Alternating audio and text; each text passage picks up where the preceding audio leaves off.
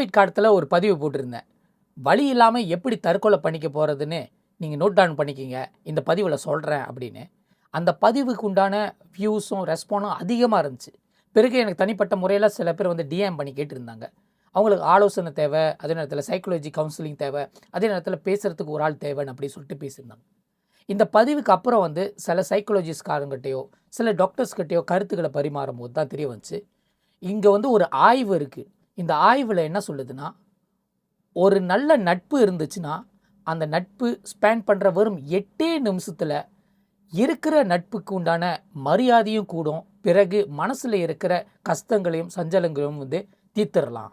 அதாவது உங்களுக்கு பல பேர் நட்பராக இருப்பாங்க. வேலை செய்கிற இடத்துல இருக்கலாம், வீட்டுக்குள்ளேயும் இருக்கலாம், அல்லது வீட்டுக்கு வெளியே இருக்கலாம், பக்கத்து வீட்டில் இருக்கலாம், ஸ்கூல் படித்த நட்பாக இருக்கலாம், இல்லை தூரத்து நட்பாக இருக்கலாம், டிக்டாக் ஃப்ரெண்டாக இருக்கலாம், யார் வேணால் இருக்கலாம்.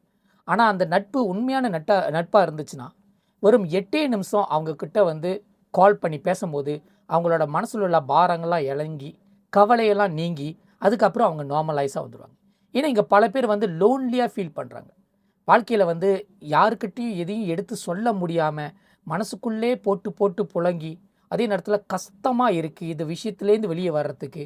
இந்த பண உதவி இல்லாமல் அதே நேரத்தில் எந்த ஒரு நிதியும் வேணாம், என்கிட்ட பேசி ஆறுதலாக இல்லை நான் பேசுகிறதாச்சும் ஒருத்தர் கேட்டாலே போதும் அப்படின்னு நினைக்கிற நிறைய பேர் மத்தியில் நல்ல நட்பு இருந்தால் மட்டும்தான் அவங்களோட பிரச்சனையை வந்து ஓரளவுக்கு தீர்ந்து அதுக்கப்புறம் நல்ல முடிவுக்குள்ளே வருவோம். ஏன்னா பல பேர் வந்து சூசைட் அட்டெம்ப்ட் பண்ணுறதுக்கு காரணமே என்னென்னா அவங்கக்கிட்ட பேசி கேட்குற ஆட்கள் இல்லாத வசி.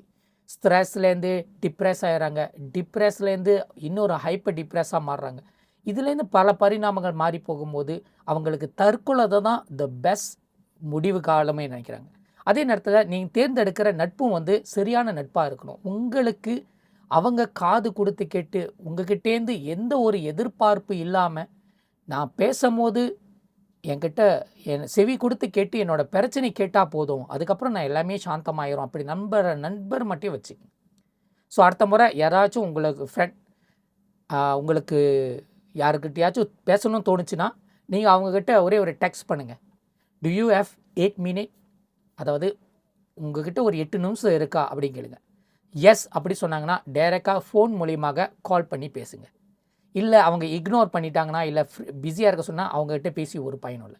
அதே போல் உங்கள் நண்பர் சைட்லேருந்தே டு யூ ஹேவ் 8 மினிட்ஸ் அப்படின்னு சொல்லிட்டு கேட்டாங்கன்னா அவங்களுக்கு டைம் ஒதுக்கி அவங்களோட ப்ராப்ளமை நீங்கள் சால்வ் பண்ண போகிறதில்ல, அட்லீஸ்ட் நீங்கள் இருக்கீங்க, உங்களை நம்புகிறாங்களே, அந்த ஒரு நம்பிக்கைக்கு உண்டான ஒரு இலக்காக இருந்தாலே பெரிய விஷயம்.